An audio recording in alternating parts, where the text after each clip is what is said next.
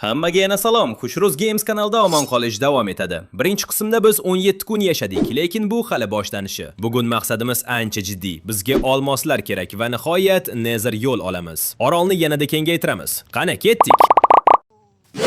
Biz hali beri ishlaymiz. Birinchi qismda fermamiz oxirigacha bo'lmagandi, shuning uchun hozirni o'zida hammasini yangilamoqchiman. Orolimiz kichkina bo'lsa ham men uni haqiqiy orolga aylantirmoqchiman. Hozir hamma narsani tartibga solamiz, ekinlarni ko'paytiramiz va suv ustidagi bazamizni kengaytiramiz. Fermasiz harakat qilish qiyin, shuning uchun ishni shundan boshlaymiz.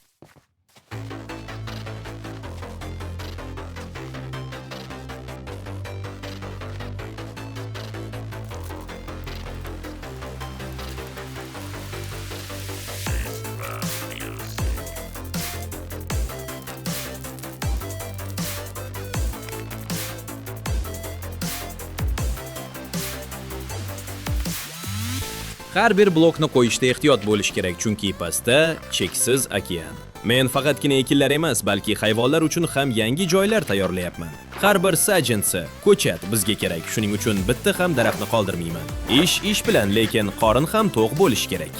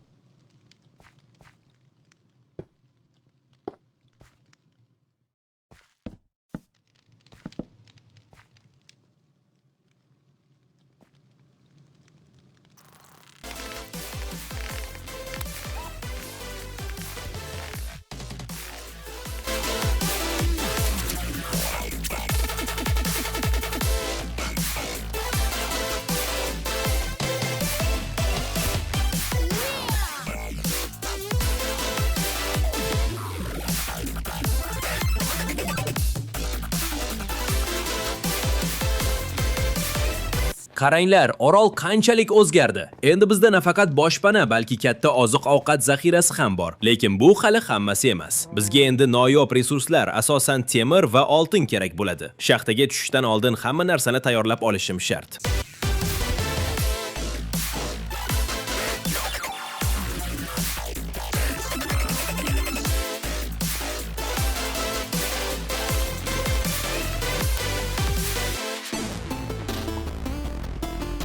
Orol tagida uzoq vaqt qolib ketdim. Telefonda bloklarni qazish ba'zan juda charchatadi, lekin natija bunga loyiq. Mana, birinchi olmoslar. Endi bizda obsidian qazish imkoniyati bor. Portalsiz haqiqiy rivojlanish bo'lmaydi, shuning uchun davom etamiz olmos topishda.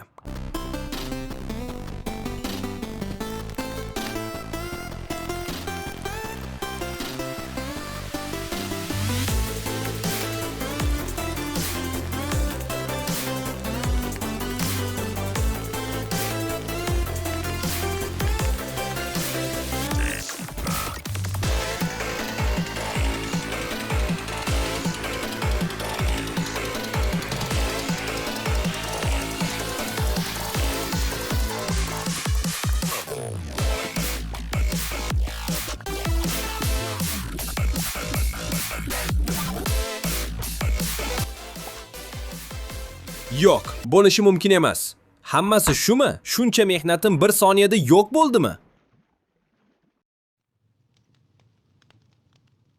20 kunlik mehnatim, mening chiroyli fermam, suv ustidagi uyim, har bir qurgan yo'lakcham hammasiga juda ko'p vaqt ketgan edi. Mana, o'sha joy 19 ta olmos va mening hardkor dunyoyim shu yerda tugadi. Do'stlar, bu juda alamli bo'ldi, lekin biz to'xtamaymiz. Endi nima deysizlar? Yangi loyiha boshlaylikmi? One block yoki qandaydir qiyin challenge xohlaysizlarmi? Kommentariyada yozib qoldiring.